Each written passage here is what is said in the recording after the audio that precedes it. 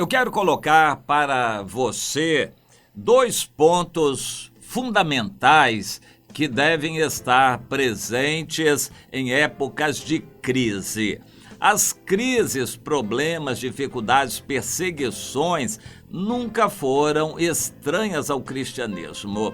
Pelo contrário, no mundo onde o cristianismo chegou, sempre chegou trazendo divisão e dificuldades. Jesus disse que, embora sendo o príncipe da paz, ele estaria trazendo a espada, porque a partir da pregação do evangelho, estariam divididos numa casa 2 contra 3 e 3 contra 2. E uma nação dividida também, alguns a favor de Deus e outros contra Deus. Feliz é a nação cuja maioria escolhe Deus e que quer andar na presença de Deus. Triste e amaldiçoada vai ser a nação que se levantar contra Deus.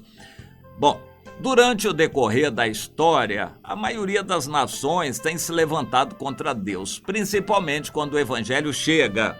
E aí, essas nações vão experimentar quedas, vão experimentar catástrofes, calamidades, como, por exemplo, o Haiti, pela escolha que fez há 200 anos atrás do culto vodú, de adoração a Satanás. O Haiti se tornou um país amaldiçoado por Deus. E Deus é rigoroso nessas coisas. Nosso desejo é que o Brasil não chegue a ser considerado uma nação amaldiçoada por Deus. Por enquanto, o que Deus nos mostrou é que os governos últimos do país fizeram pacto com Satanás e a cadeira da presidência da República estava envolta, amarrada com feitiçarias.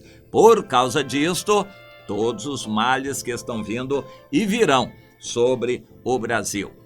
Em Amós 3, versículo 7, Deus diz que não fará nada, coisa alguma, sem primeiro revelar o seu segredo aos seus servos, os profetas. Em Atos 11, eu quero ler agora, a partir do versículo 27, diz que naqueles dias, na época de Atos dos Apóstolos, desceram alguns profetas de Jerusalém para Antioquia.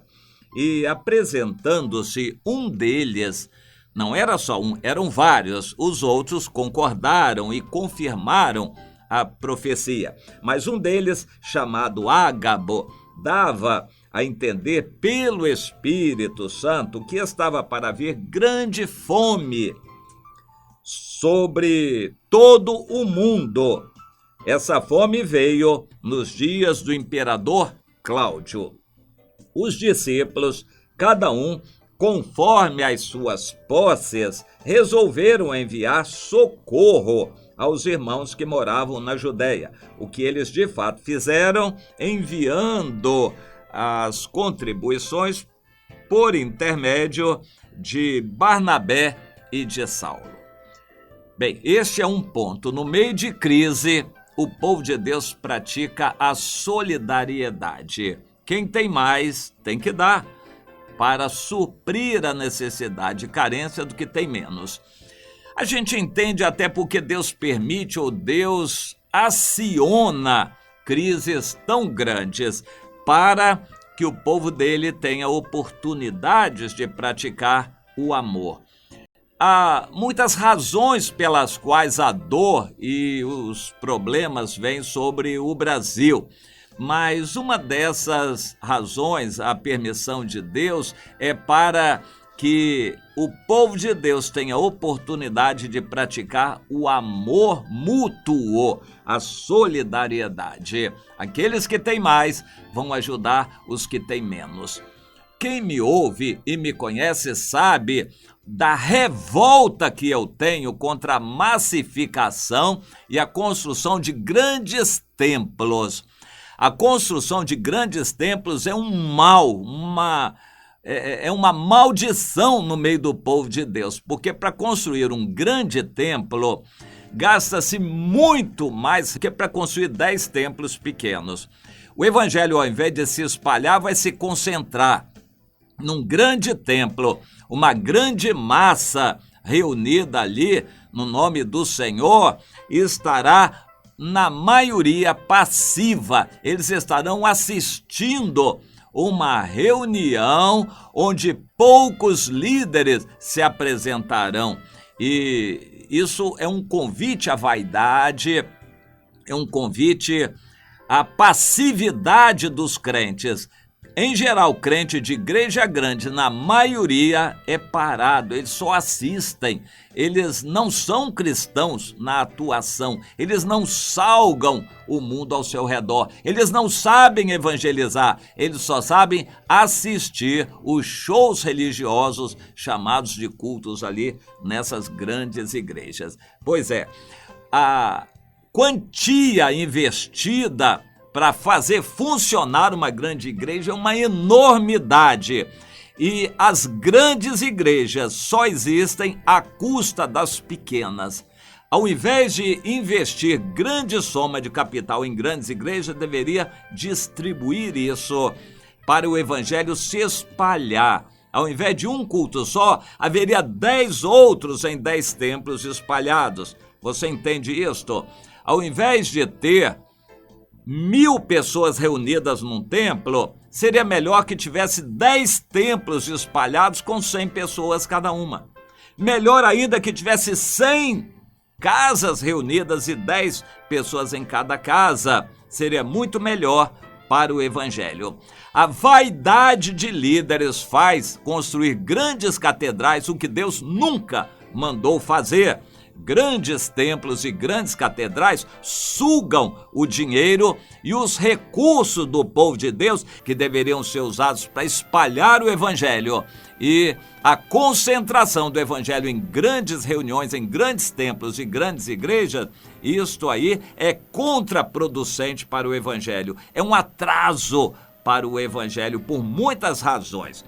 Bom, Deus vai apertar o povo de Deus no Brasil para termos a oportunidade de ajudarmos os mais fracos, os que sofrem, os mais pobrezinhos. Isto aconteceu no passado. Houve fome em Jerusalém, Deus avisou através de um profeta, aquilo se cumpriu e os irmãos gentios que podiam ter alguma coisa a mais, mesmo porque eles não construíam templos e nem gastavam em supérfluos, então eles tinham com que dar ofertas sociais. Não eram ofertas necessariamente missionárias, eram ofertas sociais para ajudar a diminuir a fome dos cristãos na Judéia, que tinham vivido regaladamente e imprudentemente.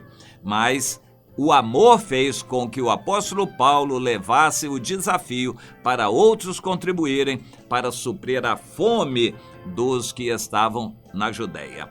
Isto é um aspecto. Em épocas de crise, Deus dá oportunidades para os que têm mais ajudar os que têm menos. Os que têm mais recursos distribuírem e ajudarem os que têm menos recursos deste mundo. Você entende isto?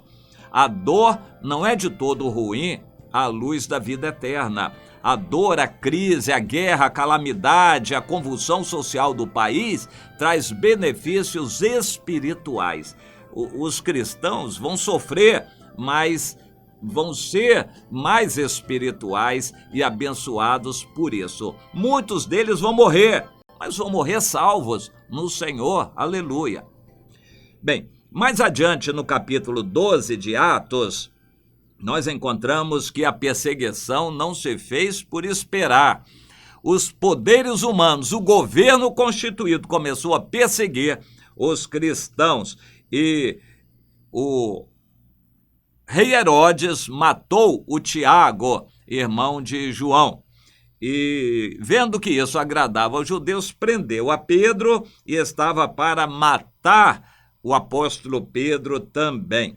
E naquela véspera, Pedro seria morto no dia seguinte. Naquela noite, Deus mandou um anjo. Pedro dormia tranquilamente, amarrado com cadeias de ferro, algemas, correntes que o acorrentavam e vários soldados tomavam conta dele. Mesmo assim, um anjo Deus mandou, o versículo 7 diz que sobreveio um anjo do Senhor, uma luz iluminou a prisão e tocando o anjo o lado de Pedro, o despertou dizendo: levanta-te depressa. Então as cadeias lhe caíram das mãos e o anjo disse: veste a calça, a sandália, etc. Veste tua roupa, calça a sandália e me segue. Põe a capa também, era noite, frio, e me segue. Bom, o livramento aconteceu porque havia oração incessante a Deus em favor de Pedro. Eu quero dizer que em tempos de crise, um outro elemento necessário na igreja é o milagre, a revelação de Deus, o poder sobrenatural de Deus. Isso é necessário. Em épocas de facilidade, as pessoas se acomodam com o dinheiro. Quando o dinheiro falta, em desespero, as pessoas buscam mais o milagre de Deus. Buscam mais a Deus, oram mais, as pessoas se humilham mais diante de Deus. E isso é necessário para Deus abençoar. Você entende?